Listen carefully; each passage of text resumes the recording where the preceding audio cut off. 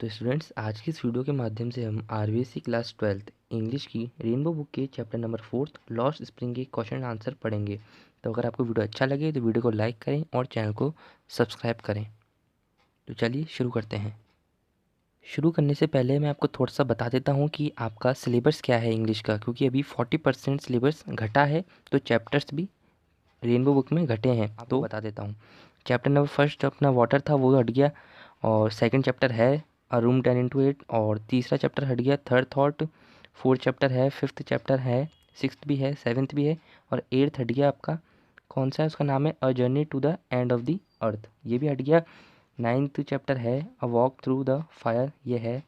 Tenth भी है। 11th हट गया on the face of it, ये भी हट गया। ट्वेल्थ चैप्टर है, ट्वेल्थ पोइट्री है नोबल नेचर, ये पोयम है, ये है आपके। और अ बॉय सॉन्ग हट गया, 13वां हट गया। और द होप है, the seven ages of man है, और द स्नेयर हट गया। यानी कुल मिला के आपके 6 चैप्टर हटे हैं, जिसमें से 2 पोयम है। तो चलिए अब स्टार्ट करते हैं हम। Lost spring. Answer the following question in about 30 to 40 words each.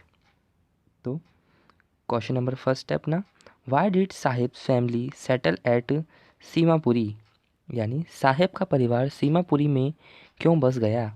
Answer, Sahib's family settled at Seemapuri as their fields and home in Dhaka got destroyed by many storms, यानी साहेब का परिवार सीमापुरी में इसलिए बस गया क्योंकि ढाका में उनके खेत व घर बहुत से तूफानों में नष्ट हो गए थे।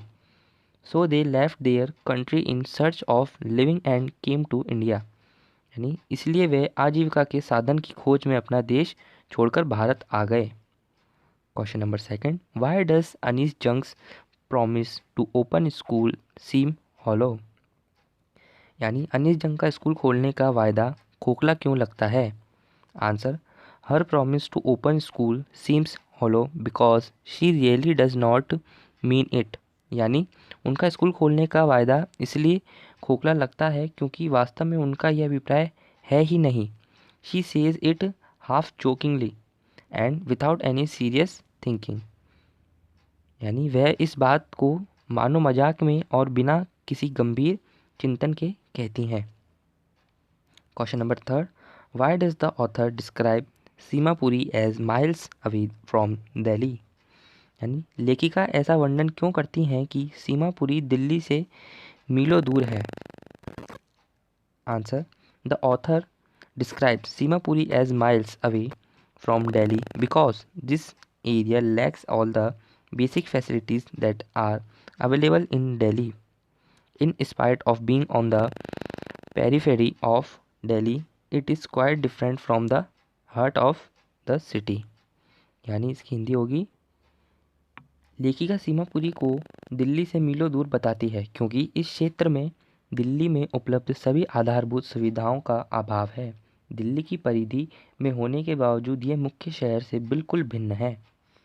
Question number fourth, what does the author mean by the expression garbage to them is gold, यानी कचरा उनके लिए सोना है। इस अभिव्यक्ति से लेखिका क्या अभिप्राय है, यानी लेखिका का क्या अभिप्राय है इस पंक्ति से, कचरा उनके लिए सोना है, किनके लिए? उन सब के लिए। By this expression the author means to say that garbage is a means of livelihood to the rag pickers. It gives them food and shelter, यानी इस अभिव्यक्ति से लेखिका का अभिप्राय है कि कचरा बीनने वालों की जीविका का साधन है, इससे उन्हें भोजन व रहने को स्थान मिलता है। Sometimes children even find silver coins in it, कभी कभी बच्चों को इसमें चांदी के सिक्के भी मिल जाते हैं। So it is very precious to them, इसलिए उनके लिए ये बहुत कीमती है। Question number fifth, what does the expression sometimes I find a rupee in the garbage mean, यानी कभी कभी मुझे कचरे में 1 रुपया मिल जाता है अभिव्यक्ति से क्या अभिप्राय है। Answer, this expression is indicative of the rag pickers state of utter poverty, यानी यह अभिव्यक्ति कचरा बीनने वालों की अत्यंत गरीबी की दशा की सूचक है। Their children find garbage a thing of wonder and a rupee found in it a gift. उनके बच्चों को कचरा एक अद्भुत वस्तु और उसमें मिलने वाला 1 रुपया उपहार लगता है। 1 rupee means a very big amount to these children. 1 रुपया उनके लिए बहुत ही बड़ी धनराशि है। Question number 6, why is Saheb not happy working at the tea stall. Saheb चाय की दुकान पर काम करके खुश क्यों नहीं है?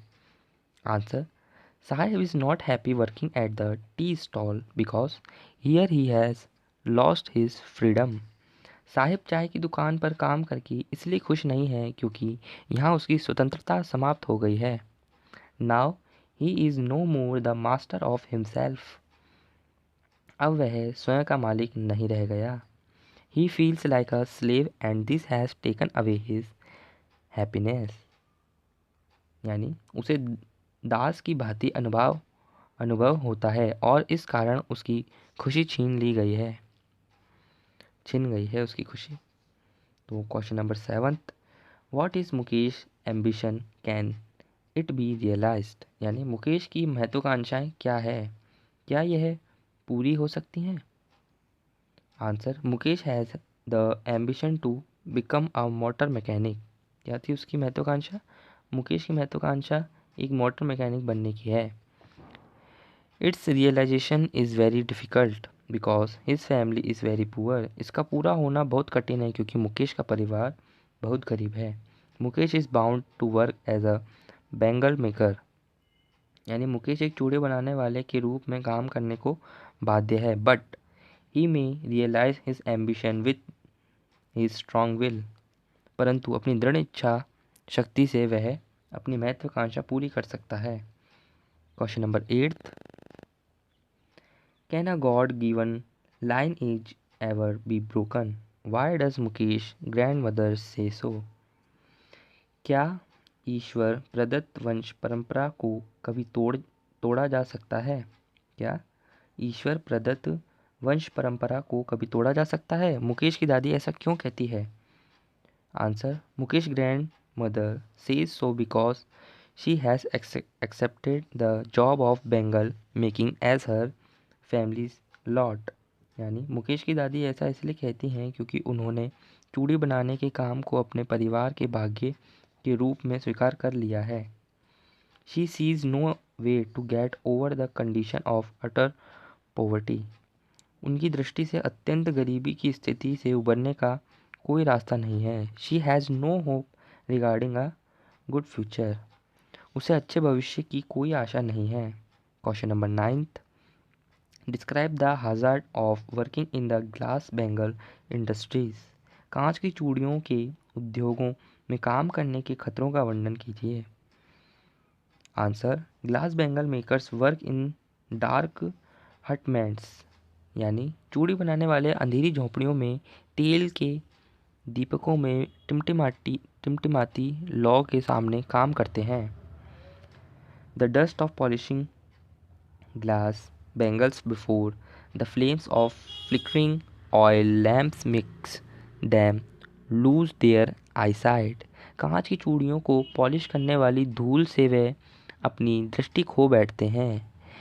Lack of proper air and sunlight also affect them badly. समुचित हवा व प्रकाश के अभाव का भी उनके स्वास्थ्य पर बुरा प्रभाव पड़ता है। Question number 10, she still has bangles on her wrist but no light in her eyes. What does Anis Jung imply by this statement? उसकी कलाइयों में अब भी चूड़ियां हैं परंतु उसकी आंखों में कोई चमक नहीं है। इस कथन से अनीस जंग का क्या अभिप्राय है? Answer, this statement evokes a feeling of contrast. यानी यह कथन विरोधाभास के भाव को जगाता है। Bangles that are considered to be a symbol of a joy snatch away the eyesight of poor labours who make them.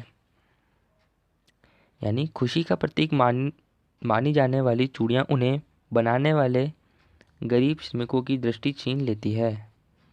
These poor labours have no joy in their life. इन गरीब श्रमिकों के जीवन में कोई खुशी नहीं होती। क्वेश्चन नंबर 11 और ये हमारा आखिरी क्वेश्चन है। इसके बाद अपने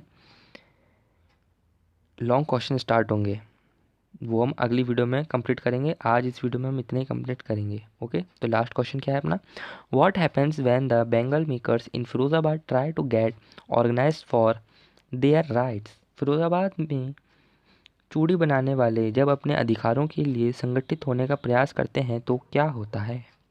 answer, when this people try to get organised for their rights they are hauled up by the police, beaten and dragged to jail for doing something illegal. जब ये लोग अपने अधिकारों के लिए संगठित होने का प्रयास करते हैं तो इन्हें पुलिस द्वारा कुछ गैर कानूनी काम करने के आरोप में घसीटा जाता है, पीटा जाता है और जेल में डाल दिया जाता है। The evil powers in society don't let them raise voice for their betterment.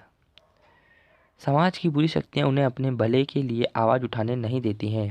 तो फ्रेंड्स, आज की इस वीडियो में हम ने चैप्टर नंबर 4 लॉस्ट स्प्रिंग की बी क्वेश्चन आंसर का जो पोर्शन है, 11 क्वेश्चन हैं, उनके आंसर हमने इस वीडियो में कंप्लीट करें और मुझे आशा है कि आप ज़रूर अपनी नोटबुक में उनको नोट करेंगे, उनको याद करेंगे। तो ठीक है, अगली वीडियो में हम सी क्वेश्चन आंसर कंप्लीट कर लेंगे, सी पोर्शन कंप्लीट कर लेंगे। और अगर आपको वीडियो अच्छा लगा तो वीडियो को लाइक करके जरूर जाना और चैनल को सब्सक्राइब कर लीजिए जल्दी से जल्दी, और अपने दोस्तों के साथ शेयर करें चैनल की डिटेल्स, जिससे उनको भी फ़ायदा हो सके।